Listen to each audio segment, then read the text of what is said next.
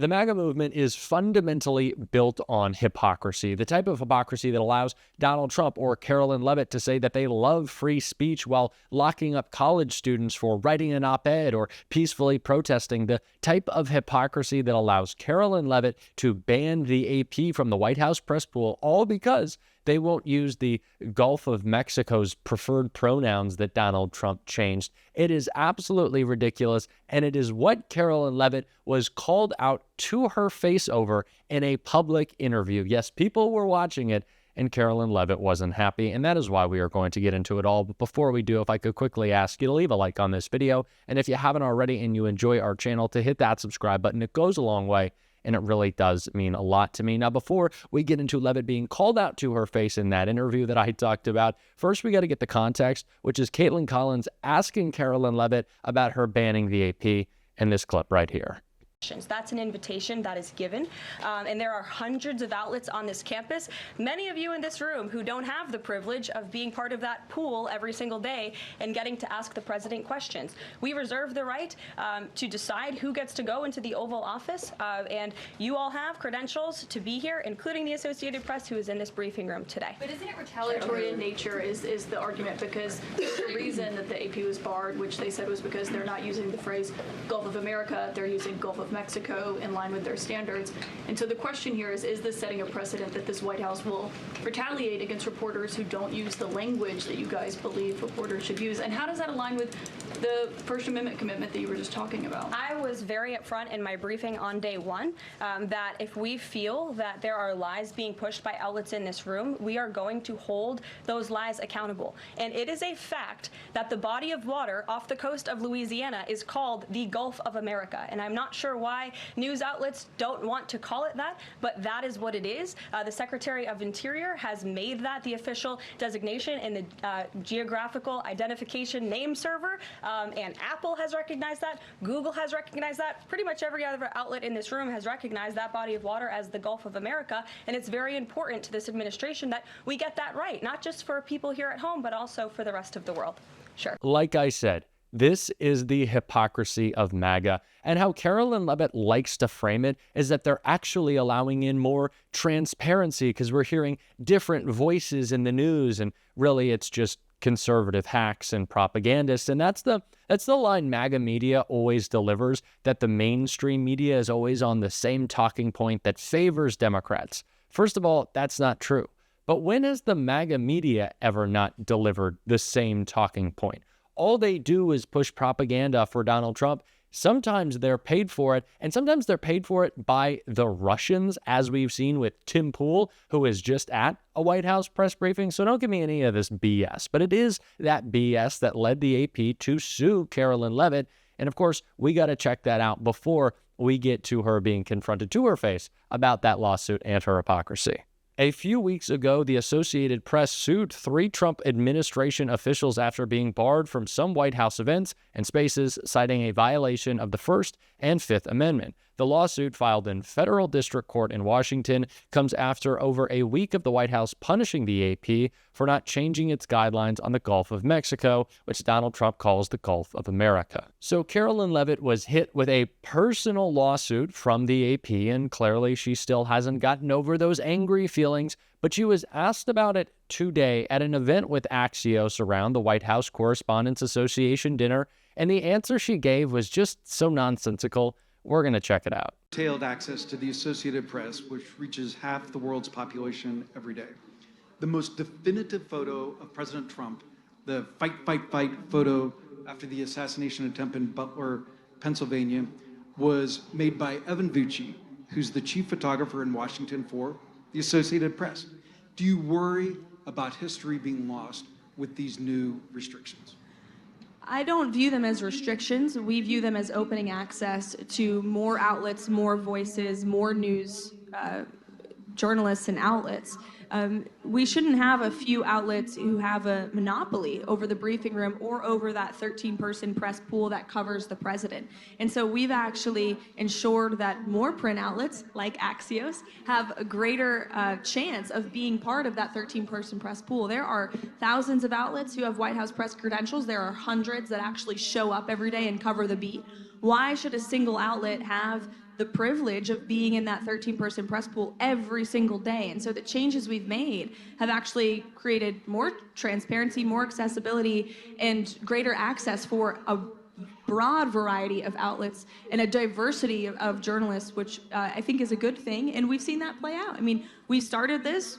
I think you're all still getting your news, right? You're still hearing about what the administration is doing every single day because we have good journalists who are in that room covering the president every single time. The counter to that is in a White House Correspondents Association statement about the White House changes to the position of wire services in the pool. And the statement says the government should not be able to control the independent media that covers it. Do you agree with that statement? Well, I think that a small group of journalists who comprise the board of the White House Correspondents Association should not dictate who gets to go into the Oval Office and who gets to ride on Air Force One. There should be equal access for all outlets, and that's exactly what we're doing. And if we were trying, by the way, to create positive press for the president, if we were trying to make it easier on him or on the administration, we wouldn't allow some of these fake news leftist outlets in, but we continue to do that. No one has been restricted. We've just given more spots to more outlets and more voices. It's not about ideology. It's just about increasing the wide variety of outlets that have access. And we live in a digital age, and we're recognizing that at the White House. The president ran a non-traditional media campaign which propelled him back to the highest office in the land, and we felt it was our responsibility to continue that in our coverage at the White House. Smart. You continue to see Leavitt return to this narrative around transparency. In the first couple of weeks of Donald Trump's administration, it was something that they went back to a lot when they were touting all of their fake accomplishments, saying that Donald Trump had answered so many more questions than Joe Biden had during the same period of his presidency. Now, some of that had to do with the fact that there were fewer reporters in the Oval Office during COVID, so maybe that was part of the problem. But also, because Donald Trump lies to a reporter when asked a question, doesn't mean that constitutes an answer. If you just shovel lies out the door, that does not equate with transparency. That's just free-flowing BS. And it's so nonsensical that that's what Karoline Leavitt is leaning on for her justification of why she's directly attacking an organization for their refusal to call Donald Trump's Gulf of America by its stupid name that's not even its actual name. It's just nonsense. And we've been seeing, of course, nonstop nonsense from the right-wing media, but it's picked up a little bit lately. And while they will say that it's totally fine for Karoline Leavitt to not let the AP in, right? They say that's all good. They're also themselves a little scared of certain media from the left, Fox is, and Pete Buttigieg talked about that right here. I remember the moment when I was back in college that I realized I was getting more of my news from the Daily Show than I was from like news sources, right? Yeah. And so I think it's really important for anyone practicing politics, and definitely my party after what just happened to it, to be saying, okay, where else do we need to be? And like, it's all well and good for me to keep going on Fox News, and I will, although they don't seem to be inviting me as much lately. But, a lot of... He just called y'all I like that. Talk your shit, Pete. I'm just saying, like, we were really close to having a conversation about the whole like signal gate. You put the wrong dude on your classified. Yeah. And what happened? Then they canceled it? Just didn't quite get around. Was to it debate prep? So, they were working on something. They were busy. Yeah. So Fox is not as frequently letting Pete Buttigieg appear on the program. I wonder why. I wonder why that. Why wouldn't they be letting Pete Buttigieg, who always calls out their lies, on the programs? Is it because he is always humiliating them? That's probably the reason. But it's funny because when Pete isn't even appearing on Fox, he doesn't even have to be there. He's still humiliating them. Just take a look right here. Authority. And then poor Pete. I mean, Mayor Pete is not exactly the one you send out to get the young bro crowd. I mean, you may as well send Dylan Mulvaney doing a makeup class and hope you can get more guys to watch. Yeah, it's funny how he thought like growing the beard would somehow change everything. It didn't. Make us forget. Okay, we got to talk about. Some people are able to get under your skin. Others take the step up and live rent-free in your head. And that is clearly what Pete does at Fox. For them to be freaking out. Okay, also, time out. This guy, this this just ball of bleh. He's going to talk about like what manliness is. You're wearing makeup on Fox. Like, be real, guy. How are you the judge of manliness? I don't want to hear that. Like, these people are so ridiculous. Ugh. But clearly, Pete, like I said, is living rent-free in their head, and it's maybe because of the great job he was doing on a podcast appearance we talked about, but I want to hear a little bit more of it right here. Goes into or is supposed to go into here in the U.S. is what then turns around and makes it possible for businesses to thrive. Can you give us an example of that? Yeah, my favorite example is probably the smartphone. So, have you ever noticed, like in like talks or like whenever somebody mentions a smartphone, they like start to pull it out of their pocket or like, touch it.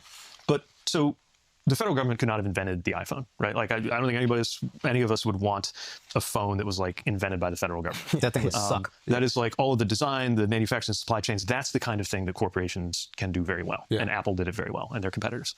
But what makes the iPhone work? Well, among other things, the internet. The internet was literally invented by a federal research project. And it would never have been possible to invent the internet with a private company because you wouldn't have got the kind of capital return, even though it's $1 trillion idea or a multi-trillion dollar idea.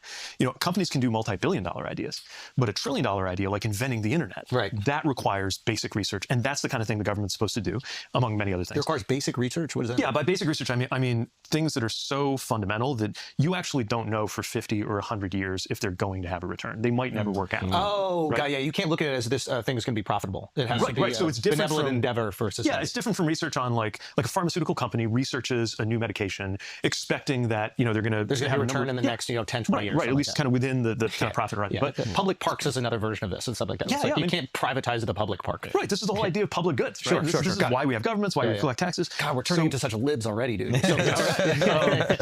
But there's a handshake, right? There are the things that only the government can do, and then there are the things that the private sector can and should do, and they meet in the middle. But if you start shorting, and part of what really worries me right now about this kind of war on academia, and there are some things about academia that need to change, but the war on academia, the cuts to cancer research, the cuts to science research, this kind of like general anti-science like atmosphere that I think is emanating from the administration, like that costs us in ways that don't show up on a corporate profit and loss statement 6 months from now or a year from now. But in terms of whether a country, a society, an economy is productive and is growing and is innovating, that starts to really cost you over time. And if we're shorting that, or if corporations and extremely wealthy people don't want to be paying into that through taxes, that is, I think, a classic example of a kind of short-term gain that causes long-term pain. The man is the best. He is the best at what he does. It's really difficult to compete with Pete. I certainly wouldn't want to try. I don't know who would. The man is he's just bang on. He's just spot on. And we're going to keep elevating and trying to be like Pete on this show. And if you want to support that, as always, you can hit that subscribe button, leave a like on this video. And if you haven't already, you can drop a blue heart in the comments. And until next time, I'll see you soon.